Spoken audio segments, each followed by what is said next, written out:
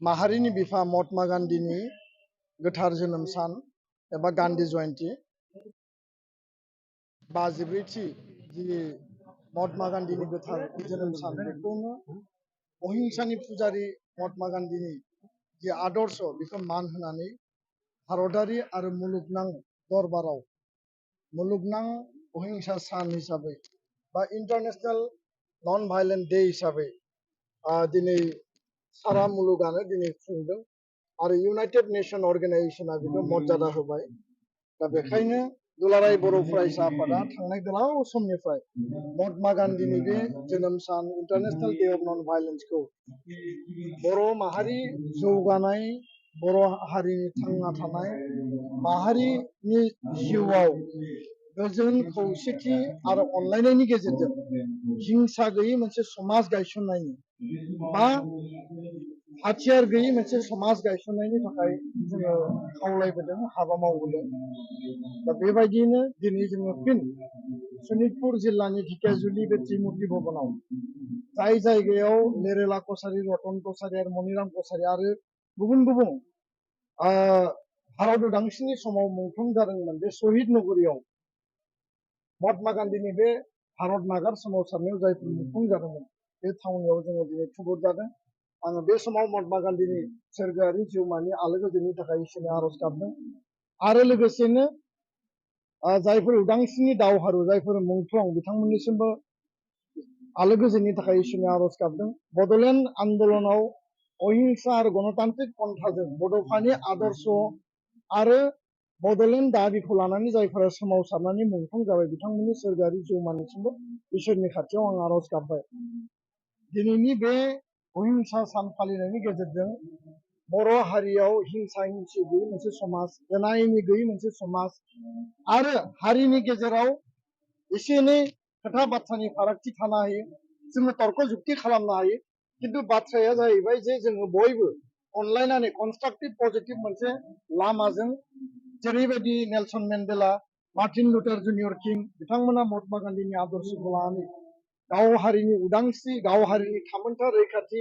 गाव हारिनि राजखान्थियारि आरो संबिधानिक मर्यादा आरो बेबस्थाखौ मोनदों। दुलाराय बर' फरायसा आफादाबो बड'फा उपेन्द्रनाथ ब्रह्मनि दैदेननायाव बड'लेण्ड दाबिनायनि गेजेरजों बिएसि, बिटिसि आरो दिनै बिटिआर गोजोन गोरोबथा मोनबाय। गणतान्त्रिक शान्तिपूर्ण सोमावसारनाय एबसुआ दैदेनदोंमोन आरो माने हाथियार लानानै सोमावसारनायनिबो मोनसे थासारि बुहुमाव, आसामाव, भारताव दङमोन। बेबायदियैनो जोंखौ गादबनाय दमन खालामनायनि थाखाय मोनसे सेक्सना हाथियार लानानै सोमावसारदोंमोन। नाथाय दिनै जोङो खौसेयै बयबो अहिंसा आरो शान्तिनि मोनसे समाज आरो हारि दानायनि थाखाय बयबो शान्ति सुक्तियाव सहि होनायनि गेजेरजों गोजोन गोरोबथा जाबाय आरो बिनि गेजेरजों बिटिआरनि सिमा बारायनाया दिनै रोखा जाबाय। सिमा बारायनायनि खामानिया जागायजेनबाय। बिनि गेजेरजों सनितपुर बिश्वनाथनि हा हु फरेस्ट एरियायाव मोननांगौनि जि मोनसे जोंहा एजेन्डा दंमोन, जि जेंना दंमोन, बेखौ सुस्रांनायनि थाखाय 5000निबो बारा बर' सुबुं बा ट्राइबेल सुबुंफोरनो हा होनायनि खामानिया अलरेडि जाबाय। आरोबाव जिखिनि मोननांगौ बिथांमोना मोनगोन। लोगोसेनो सनितपुर बिश्वनाथ सारा आसाम आरो बड'लेण्डआव जिखिनि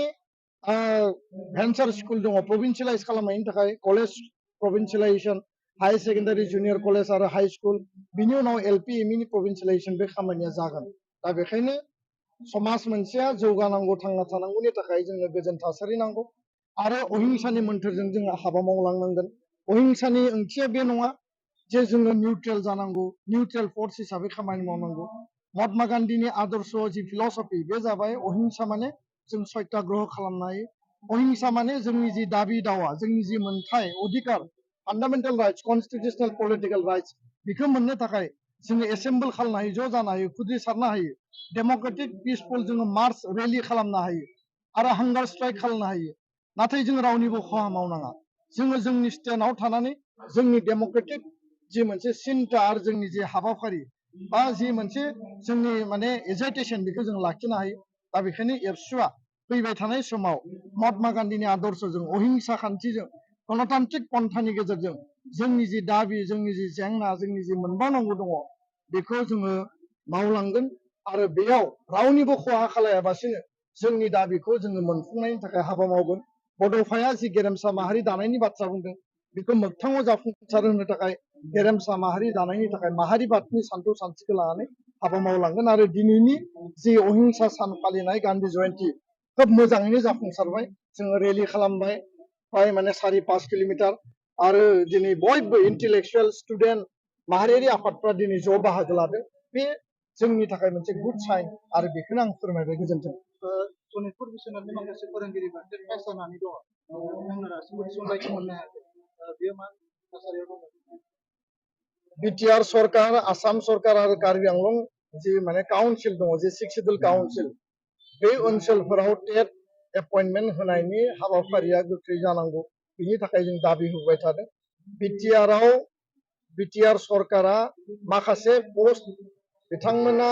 भेकेन्सि जानायखौ जोंनो खिथादों जोंनि जि दाबि जोंनि जि सावरायनाय बायदि बिथांमोना जोंनो तथ्य होदों आरो बिथांमोनखौ जों खावलायदों जे गोख्रैनो एपइन्टमेन्ट होनांगौ नाथाय माखासे पस्ट एलिमेन्टारि लेभेलाव